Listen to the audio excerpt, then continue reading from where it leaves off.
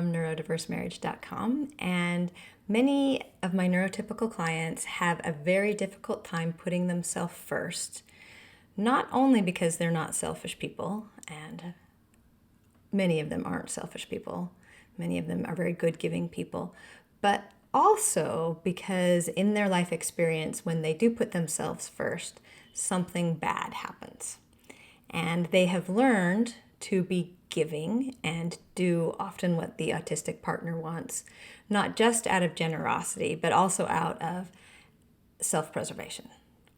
And it's a skill that a lot of neurotypical people have to perspective take and see what the partner with autism is experiencing and take action in order to prevent the autistic partner from having a meltdown or behaving in a way that might be frightening or scary to the neurotypical partner.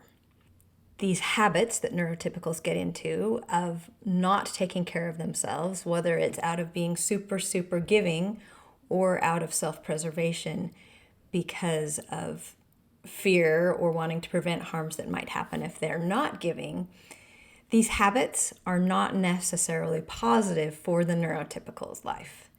And one of the primary things I work with my neurotypical clients on as they are deciding how they want to move forward after they learn that they're in a neurodiverse relationship is to stop the caretaking.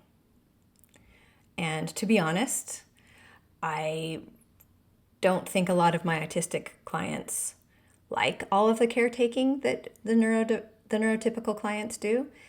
A lot of the time, they're not aware of much of it because since they're having difficulties perspective taking themselves, they're not necessarily aware about the great care the neurotypical is going to make their lives more simple. But they're also feeling the sense that the neurotypical person is controlling them somehow in a way that they don't understand. And to them, it feels like manipulation.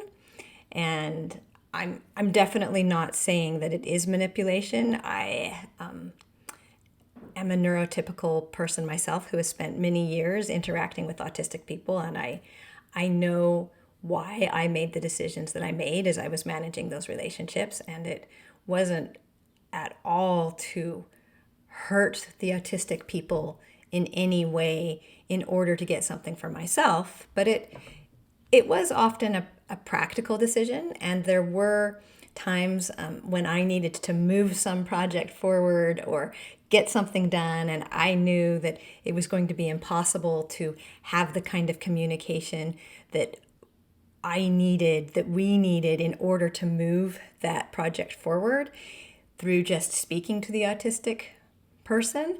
So I would take other actions in order to kind of move around it so that I could get the task done. And I know that all of you people who are neurotypical, have had long-term relationships with people with autism know exactly what I'm talking about, while I'm guessing that many neurotypical people who've never experienced this, this doesn't make any sense to.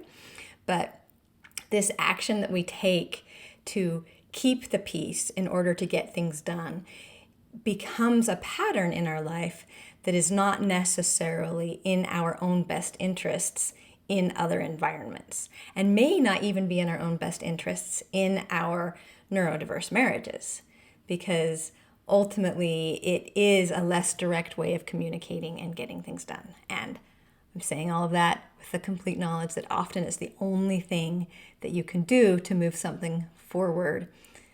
People who have never lived in these relationships really have no idea how difficult even the smallest thing can be.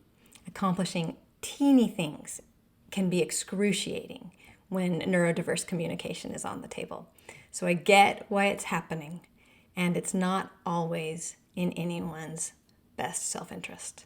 So part of the process of learning to move forward in these neurodiverse relationships is to recognize these patterns and start to try and change them or come up with new patterns that are going to serve you better in your future. I'm Ann MacMillan, neurodiversemarriage.com. Please subscribe.